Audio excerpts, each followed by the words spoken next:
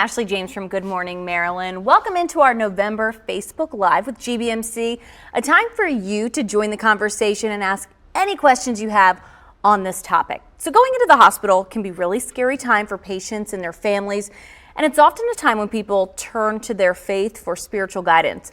Today we are talking about spiritual support services that are offered at GBMC, including a number of diverse worship opportunities in the chapel. And with me now is Chaplain and Director of Spiritual Support Services, Reverend J. Joseph Hart. Reverend, thank you so much for being here with us today. Thank you. Pleasure to be here. Please call me Joe. Okay, Joe, you got it. Thank you. You know, people hear the term chaplain.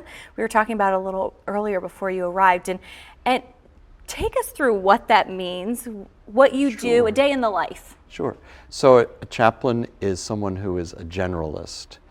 In my role, while I am an Episcopal priest of the Diocese of Maryland, my role at GBMC is as a chaplain.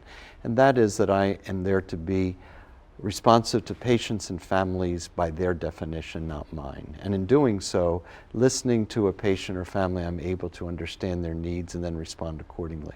Right, because I'm sure there's people, all different backgrounds, all different religions who you see. How many different religions do you in your department service? Actually, we have the capacity within our database to record 34 different traditions. Wow. And that can be within different denominations, but yeah, 34 different ones. You know, when people go into the hospital, especially, who are gravely ill, I think it's a time where I would imagine that even if you're not very religious, maybe you turn to some sort of faith at that moment. And how is religion and spirituality among your patients? Talk a little bit about that and how it's trending. Yeah, well, when someone comes into the hospital, it all depends on what their need is. But when we do what we call a spiritual assessment, we strive to understand where they are, where their particular journey is. There are many people who are used to be's, I used to be this or used to be that, but what's important for us is where they are in the moment when they come into the hospital. Mm-hmm. And so we respond by what they encourage us.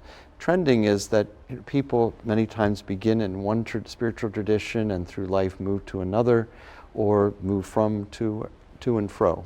And so again, it depends on where they define it and how they define it for themselves.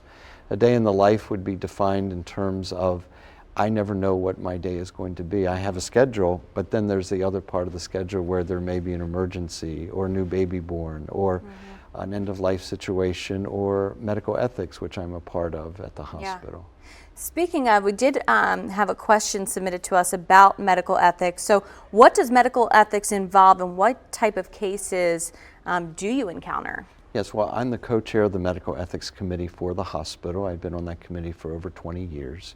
And the types of cases that we participate in are ones that are dealing with patients and our staff where there may be questions or a crossroad in patient care where, in a sense, we need to do a timeout. Just to pause and then bring a committee of objective people to the table with the family and caregivers to raise questions that what might be in the best interest of the patient when perhaps the issues or what the patient's going through is not clear to the family or expectations are not clear. So it becomes a conversation around helping families and our staff to navigate some of the issues that patients deal with, especially when medical questions become complicated. Right. Yeah. And I just want to say hello, Robert joining us, a bunch of people jumping online. I just want to say hello to you and thank you for joining. And please feel free to ask any question you might have on this topic. This is your chance, and we're happy to bring those questions to Joe. Do you find that people in the hospital, even if they're have no religion, atheist, agnostic, all of that, do you find that that's the time where they sort of turn to something, I think sort so. of faith? I think no matter how one may define a spiritual journey, whether it's defined or otherwise, I think it's important to realize that we all, when people come to the hospital, we all have issues. We all deal with anxiety of the unknown. And so what we are there as chaplains and spiritual support at GBMC is to be present to patients, to be present in such a way to bring comfort, reassurance, healing, hope, and to answer questions, to help navigate family situations. I often say that when patients come into the hospital, they bring their family issues with them. And many times it's unresolved relationships. Right. Many times it's contacting families or wanting other family members not to be there. And so how to navigate that is really an important part of what we do to try to bring comfort to our patients. So you and your team can sort of help be those mediators if need be. Yeah, absolutely. In those situations. Or facilitators. Or facilitators. Yeah. Yeah, that's interesting.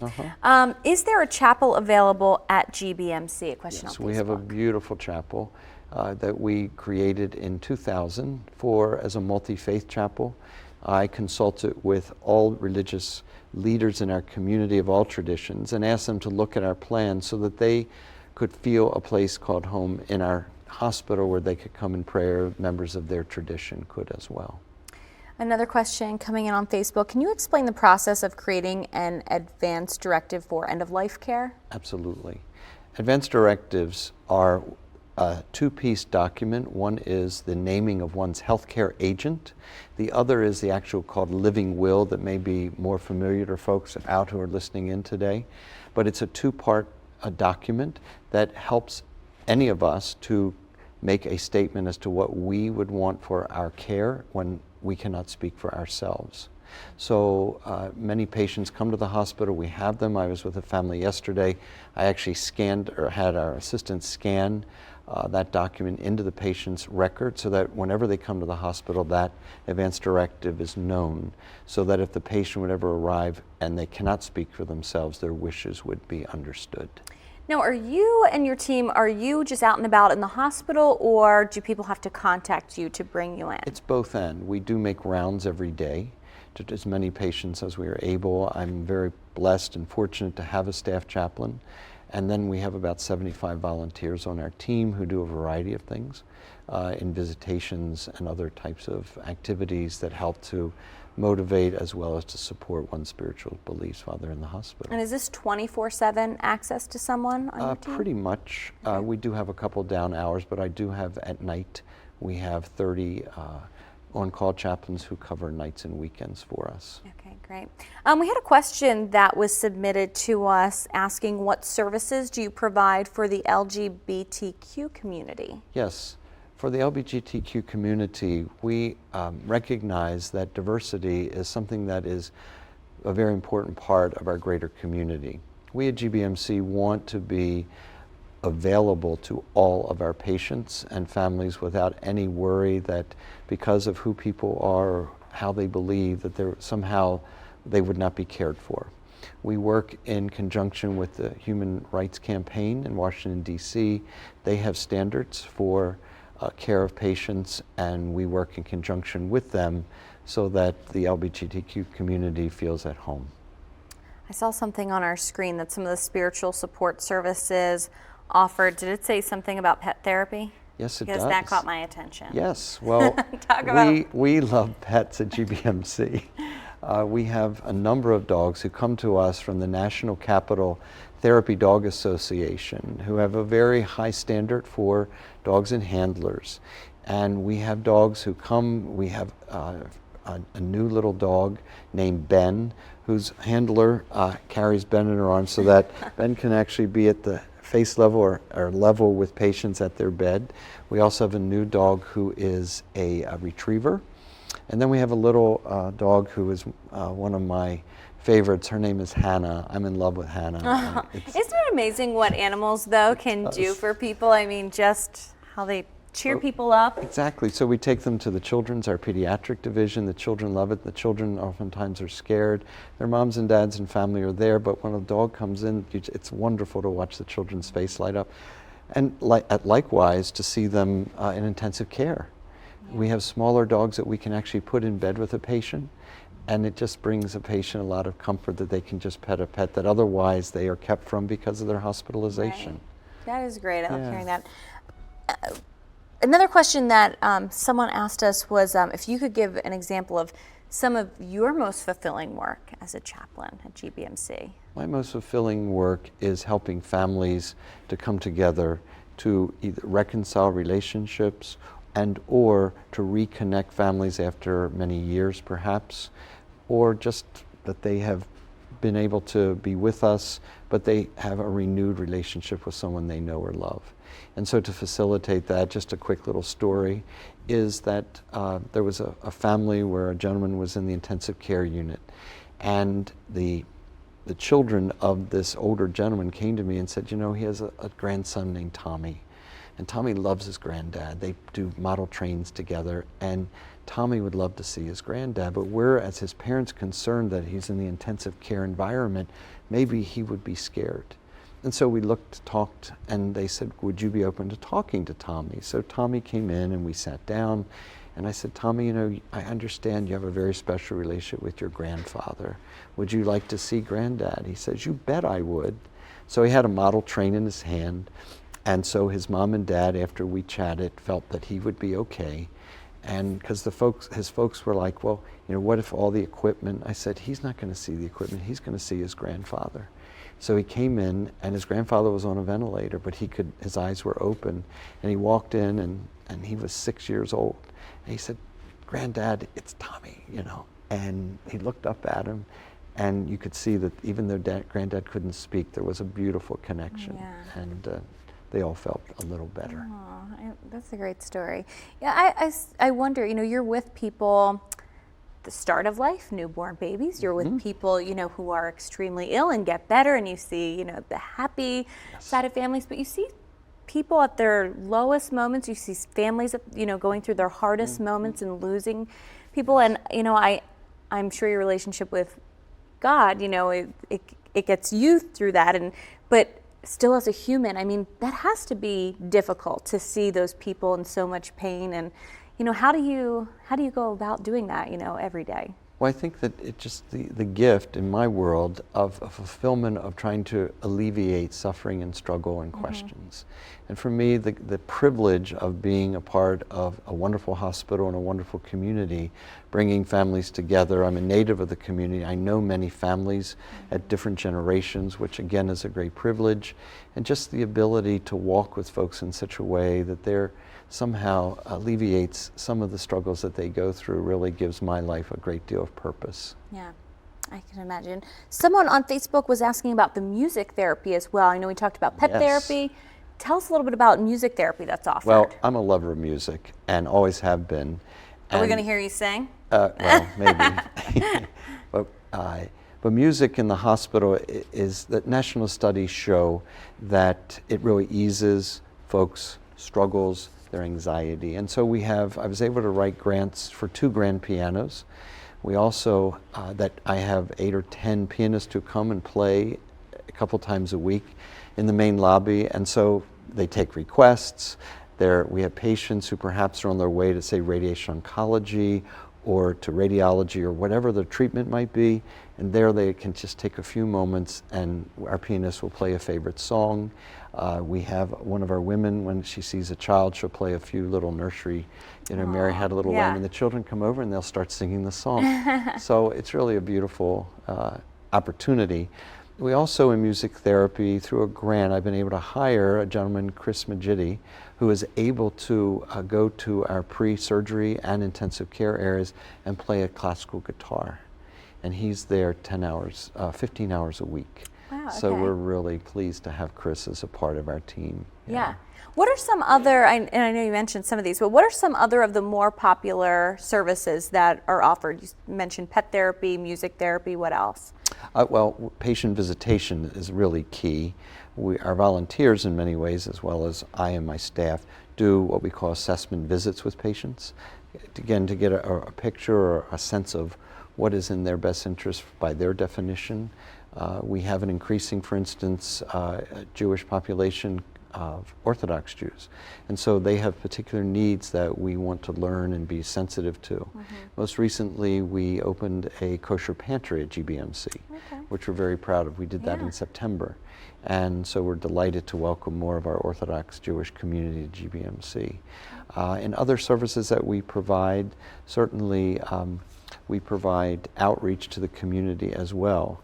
Community benefit is something that's important. For instance, here at the holiday season, through the Assistance Center at Towson Churches.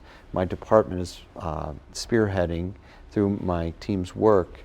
We are adopting families that are pre-screened through the Assistance Center at Towson Churches, and as of today, we have adopted 63 families for Christmas that we'll be providing food and gifts from our staff and extended families. Wow. Yeah, we're That's very really proud great. of that.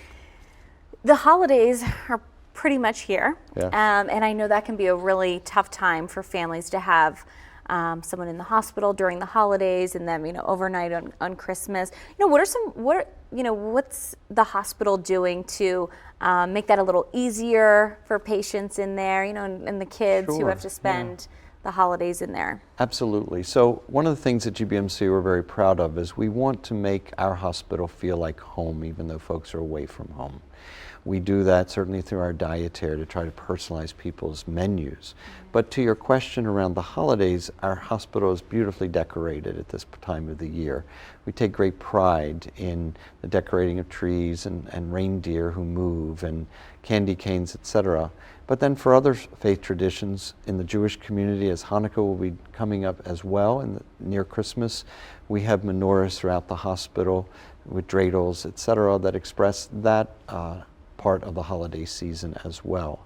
One of the tradition probably of over 50 years is that our volunteer auxiliary on Christmas Day visit every patient and take them a poinsettia as a gift. Neat. Okay. And so every patient receives a poinsettia plant on Christmas Day that our volunteers and through the volunteer auxiliary funding it bring to our patients, and we're very proud of that. I love that. That's Yeah. it is really amazing what decorating at Christmas, the Christmas Absolutely. lights. I always say that it really feels like an antidepressant, like Christmas lights. When you see them, you just feel better. And so, it might seem something small, decorating, but it makes such a huge difference. So I can Really imagine. does.